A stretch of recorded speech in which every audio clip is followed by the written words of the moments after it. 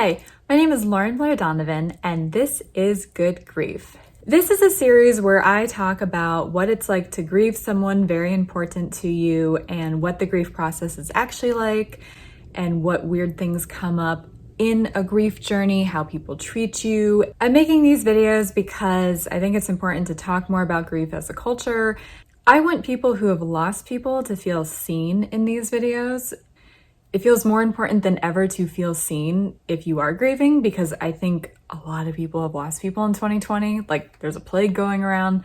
But I also want these videos to serve as a little bit of a how-to, or sometimes more specifically a how to not treat a grieving person type video, because I don't think there's a lot of literature out there or resources about how to navigate a friend or significant other or family member's grief. Now, this video I kind of wanted to get out of the way earlier in the series because it's a very personal one to me, and it's something that I have been kind of like head bumping with my entire adult life, which has basically been littered with way too many people passing away on me. And because I've been through, well, a lot of death, people often use this adjective, and I wanted to get it out of the way earlier in the series because I've talked to other people who have had similar experiences, and they often either don't like the same word that I don't like, or they have their own word that's their own thing. So I thought, okay, I'm gonna make this personal video and explain why I don't like this word. And even if you're going through grief or you have been through grief and you do identify with this word, which that's okay, we will get to that too. I think my points are still communicable no matter where you land, because we as a society love to tell people how they feel, and that's kind of the underlying thesis of this. So buckle up, let's talk about this. The word that I don't like at all is when people call me strong. I know, they're giving me a compliment and I shouldn't be so demure and like not take a compliment, but the thing is, I don't identify with being strong at all, and here is why. For me, strong people run into burning buildings to save women and children and like pet goldfish, I don't know. Or strong people choose something that they know is going to be tough, like going into the military. Yeah, I get that's also technically bravery, but I think it shows a strength of character. And I think that when people hear that I've lost both my parents and I've lost a few friends and a slew of relatives, I think people, especially when you know other nitty-gritty parts of my life story that's not relevant to this video essay series, but other things I've been through, I think it's hard for them to not look at me and see a strength of character. And if that's what they mean, I can kind of meet them halfway. But they tend to just say, you're so strong, you're so strong, you're so strong. And I'm like, maybe kind of, sort of, not really, but here's the thing. I didn't elect any of this. This was all thrown on me, and I had to find a way to accept it and move on. I was not given really any choice in the matter. And at the end of the day, I kind of just feel like I made do with crappy circumstances and tragic circumstances. So like, literally my own narration, how I identify is I made do. And that's from the horse's mouth. Like, I'm the horse, nay. Like, and it's cute when people want to pay me a compliment about being strong, but it is belittling when I'm sometimes point blank saying, well, no, this is not how I feel. Like, that's something as a society we should listen to people when they say how they feel. I get triggered by this word so much because majority of the people who call me strong are the exact same people who don't check up on me, even if I'm saying I need help. They don't ask me questions about the nitty-gritty details of what I've been through. They just hear the cliff notes and they're like, oh, cool, you're strong. And I'm like, well, there's more to it. Trust me, I cried at 2 a.m. one time, a dozen times, whatever. I've had various meltdowns, and I've had days where I didn't want to get out of bed, but I don't know, I didn't put that on Instagram because who does that? The people who call me strong, it's almost like they use it as an excuse to not be curious about my journey of how I've gotten from discovering my dead father's body that happened to where I'm at now. And they see me be smiley and I'm a puppeteer in real life, and I generally have a pretty good attitude. So when they hear what I've been through, they call me strong, but then they never follow up. They never think to like be like, hey, are you okay on this family holiday considering your family is dead? You know, they don't check up on me. They're not interested in learning about maybe how I became strong, which I still somewhat object at that word, but it's like, let's divide and conquer. Let's be curious. Let's find out. Because like people just don't end up okay in a vacuum. Like there's a process to getting to a point where you can feel okay and you can function. But when people call me strong, it's almost like they're giving themselves a license to not care if I'm actually not okay, because they're not interested in hearing otherwise. They just give me this narrative like a fairy godmother that I didn't ask for, and they ignore the reality of what I actually could be saying in the moment, or the reality of what they don't even know about other just chapters of the story that have led from point A to point B and maybe are actually keys to how I actually feel about certain things currently. They don't know that sometimes something deeper is going on, and it's like I kind of dipped my toes in like, oh, can I tell this person my life story and maybe how it pertains to what I'm bummed out about in present times? Because spoiler alert, the death of your family, like your parents, it's going to be with you for the rest of your life. It's not a walk in the park. It does get easier, but it has different ways of manifesting and making it known that you're working from a deficit. And if I'm sharing that I've been through certain things with people and they just call me strong and call it good, I don't want to jump into the deep end and tell them deeper, more vulnerable stuff. So I don't like when people call me strong. Like, find out the whole story. Like, don't do that the first time you get a glimpse of some of the stuff I've been through. That's not really, it's not fair to me. Like, not to make it about me, but my life story is about me. So I don't think that's actually vain or narcissistic. Like, it's not too much to ask for. Let me have agency over my own story, and don't use a fluffy adjective to feel like you don't have to worry about me, because that's kind of how it feels. So what's interesting is I've mentioned that I do comedy, and like most comedians in Los Angeles, eventually, actually kind of right away, I ended up at Upright Citizens Brigade taking classes. Now don't worry, I'm not like this huge improv nerd that's gonna like talk your off about improv, but I am going to for 1 minute. Because in my first ever UCB improv class, the teacher was going over the rules, and the main rules are yes and don't negate. Now, he gave an example of not negating where he said you cannot ignore a reality of a scene that's already been set up. For instance, if someone is crying, don't say, don't cry. Don't say like, oh, come on, you know it's going to be fine. Or there's starving children in Africa. Like, how dare you be sad about your own life? Like, don't do that, because you're negating the person's feelings.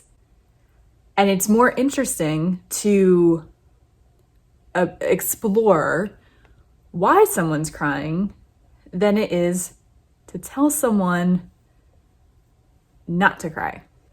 I almost like stood up in class and was like, this was worth the whole tuition itself. Like, I felt seen in a way that so many of my friends, some I've kept, some I have not ever made me feel. Like, I felt more seen in that stupid first 101 improv class, because it finally gave me the vocabulary to be like, this is why you shouldn't tell me how to feel about my life. This is why you shouldn't tell me an adjective that sums up a very complicated life. One adjective is too simple. Like, even if it's right, there's gonna be a couple more adjectives. Like, one adjective cannot even sum up the simplest McSimpleton person's life. So like, my life's pretty complicated. Zigs when you think it's gonna zag, and then it gets sadder, and then I play with puppets. Like, it's really confusing. So like, don't pretend that you know where it's going, or pretend that one word that you mean as a compliment is going to make me feel great about things I've been through. Yes, like, I felt seen because I wished more people would explore why I felt the way I felt, as opposed to telling me how to feel, or telling me, reassuring me, insisting that I'm so strong, when it's like, maybe, maybe not, but it doesn't feel relevant if I'm sad in the moment. So let's explore why I'm sad. Just a thought. So thank you. I would cite the teacher, but he got into a lot of trouble. about a year later. So don't think that's a good idea.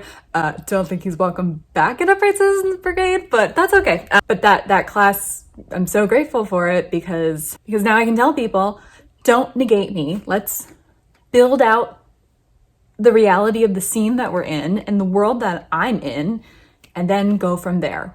Improv rules sometimes are life rules, and this is one that I 100% stand by and think is very much a life rule, because even if it's not about grief, it could be about someone's divorce, which is a form of grieving a marriage, or even if it's like someone's sad that they're moving, or someone's sad that they got fired, or someone's sad because they're sick and they're having challenging days with that. Do you really think telling them strong is helpful? Like, let them be sad in the moment. Let them be frustrated. Let them have their tears. Like, why is that such a big deal if people want to call a spade and say that their emotions are negative and unpleasant? Give them agency for being honest. Like, I wish more people were honest about how they feel. And then when people are honest, we knock them down and say, you're fine, you're strong, you can do this. Maybe that's all true, but give them a minute to catch their breath and feel what they feel. Sitting in emotions, even negative ones, are not bad. It's bad if you get into a washing cycle and you're always thinking, I can't, or life sucks. That's a problem, but it's okay to have a day or a minute or an hour, or even like a little bit longer of time than that, to be like, wow, I'm really sad. It's okay to not feel strong, but all these people tell me I'm strong. And I'm like, well, now you're putting me on the defense, and I don't like that either. But it's like, okay, even if I am strong, it doesn't mean that strong people don't crack sometimes or fatigue out. Like, that's a problem, to act like strong people are invincible and never get tired of being strong. So my dad used to take me to run errands with him on weekends, go grocery shopping and go to the bank and the dry cleaner and all the errands. But he would take me in between like the grocery store and the bank. He would sometimes stop by his favorite dive bar where he would watch wrestling or football or American Gladiators, whatever was on the TV. So like most little girls, I spent a lot of Saturday mornings in a dive bar. Really? That's not normal? I could have sworn that, like, nuh-uh, you're lying. You didn't watch wrestling with dudes in motorcycle gangs before you went home and played with your Barbies the rest of the afternoon? Like, I don't know. My friend Becca was there. Like, I thought this was normal. Anyway, I guess our dads were cooler than your dads. So sometimes when the Eagles weren't playing, because, I don't know, it wasn't football season or whatever, they would have these weightlifting championships on the TV, and I was mesmerized by them as a little kid because I had only seen dumbbells in Looney Tunes cartoons. So I was like, oh my God, that's like a real human lifting a 900-pound barbell over their heads. I am so in. I am watching this. And what struck me was that they would get them over their heads, for sure. But these strong, muscle men, these muscly, muscular muscle men, right, would get over their heads, but they would start to like fatigue out. And it was only a matter of time before they, like, quite dramatically, to be honest with you, drop the dumbbell, and it would just go clank, and I don't know, their time would be up or whatever. I don't really know how weightlifting competitions work. I was just paying attention enough to notice this. These are, I'm assuming, probably the strongest people in the world, because I can't lift 900 pounds, let alone over my head. Can you? Maybe you can. It's the internet. There's every type of people on the internet. Probably one of you guys can. But my point is, even the strongest people in the world physically fatigue out, and they start shaking, and they drop stuff in a, frankly, quite dramatic drama queen fashion way. So even if I am strong, because I've made it through all these terrible experiences, why am I not allowed to emotionally or mentally fatigue out like the strongest dudes in the world with like necks the size of my like hips, you know, like if they can't like lift 900 pounds for more than a minute or whatever that is, why can't I feel not so strong for a minute? It's a little weird. I'm calling shenanigans. Besides, and this is worth pointing out. But like, what's the opposite of strong then? Is it weak? And in this case, what the hell is weakness? What, someone can't get out of bed? Someone is literally drowning and having trouble functioning? Isn't that more indicative of somebody doesn't have the tools, support system, or even mental health to handle certain things? Isn't it kind of ableist to applaud me for being strong?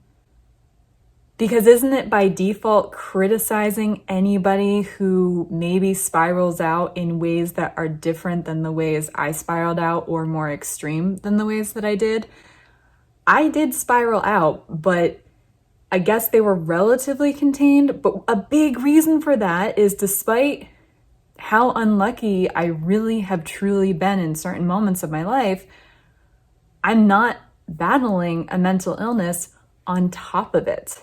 So I don't think it's really very fair for people to hold me in such a high esteem, especially one I don't even really agree with for my own reasons, but hey, whatever. Because I think you're kind of being microaggressive towards people who literally maybe can't handle things the way that I ultimately did.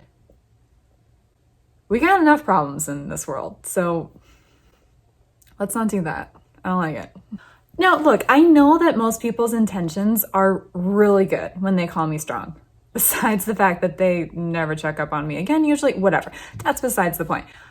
I know that we as a culture really like to give people compliments and positive affirmations and like to give our opinions if we think it's gonna give advice or cheer someone up.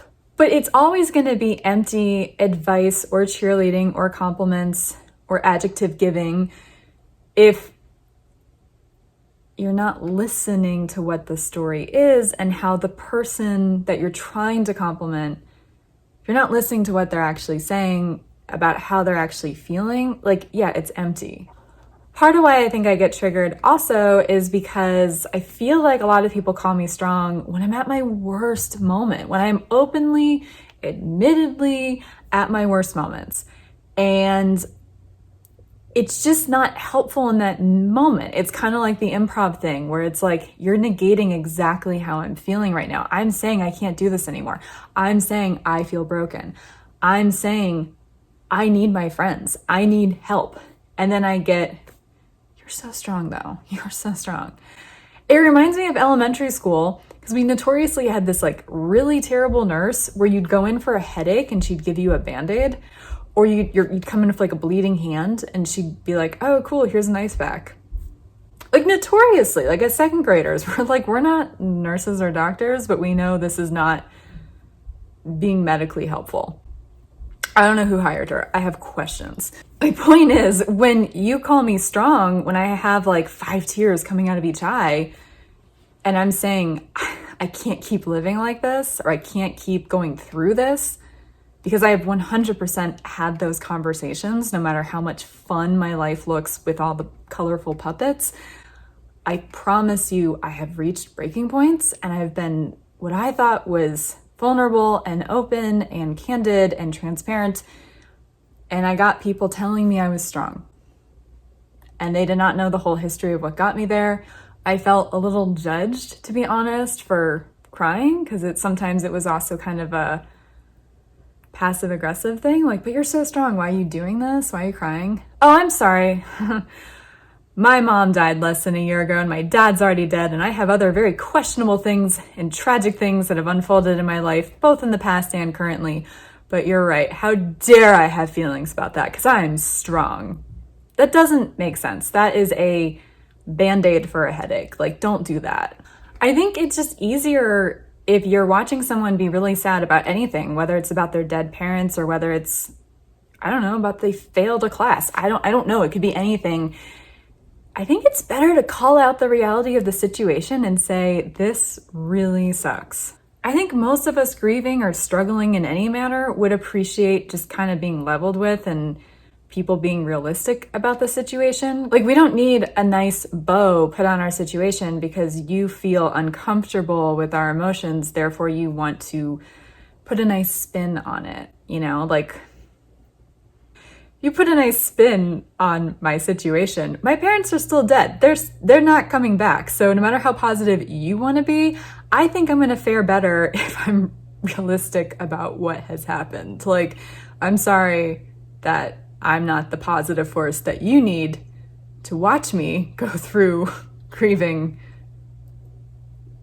everyone I've lost. Like, it's a little backwards, guys. Like, I had trouble saying that sentence without laughing hysterically because that's also kind of an undertone of how people who try to talk me out of my feelings or call me strong make me feel. I don't feel seen. How is it I felt so seen in my first ever improv class? Improv is like intimidating, guys. Like, you shouldn't feel seen in your first improv class. And yet some of my closest friends, and I'm still close with some of them, don't get me wrong, but did some very misguided things like this that make me want to be like anytime someone new and probably very well intending calls me strong. Maybe they will check up on me. I don't know, but I have a conditioned response and that's why I don't like that word. So like, don't cheerlead me. It's fine. You can champion me, but you can do that without overriding the reality of my story. There's a difference. I don't think it's that hard. Now, it's okay if you do identify as strong. We all have words or mantras that help us get through life. Like, I think there are people that have been through something really heavy or multiple really heavy things, or their whole life has been very heavy, and they do feel strong. They feel emboldened by that word. They feel empowered by that word. I think that's great. I just don't feel that way. I do identify with the words resilient. I am resilient AF, man. I also am good at surviving. I kind of know how to land on my feet, even if it's like the worst fall ever. Strong though? I don't know. For some reason, it just reads as a choice to me. And I didn't pick any of this. I did not pick or ask for inadvertently anything bad that I've been through. So I've begrudgingly handled it by surviving and learning how to become resilient. That's my narration. You don't have to like it, but I don't have to like that you don't like it. So I think I'm going to say this in probably every video, but talk less, listen more, and ask questions if you're watching someone grieve or trying to help someone grieve. So that does it for today. This was definitely a video that had a lot of personal resonance with me, but again, it's communicable regardless of if you like the word strong or not, or if you even lost a parent, because I think we all have been victims of people trying to explain our life story and how we should feel to us. And it's pretty insulting and belittling, and none of us like it. So I felt like it was a good story to get out there right away, because even if you don't relate to the actual offense that I take to the adjective, I think most people who have grieved the loss of a family member or significant other or best friend have been told how to feel, and it's not pretty. It's not fun. Plus, I know people who have lost similar people that I have in their lives, and some of them don't like the word strong too. So talk less, listen more, ask questions, please. I'm Lauren-Blair Donovan. That does it for this video. Please subscribe, like, comment. What words do you like? What questions do you have about grieving? While you're at it, follow me on Twitter and Instagram, Blairosaurus Rex or __ Rex. It's confusing, guys. I'm really annoying for having an almost identical but technically fraternal social media handle. Blairosaurus Rex on Twitter, Blairosaurus _ Rex on Instagram. I try to be silly and not as like death ridden on there, but I do let you know when I have new videos if that's easier for you to follow along. Thank you so much for watching. I'm Lauren-Blair Donovan. This is Good Grief.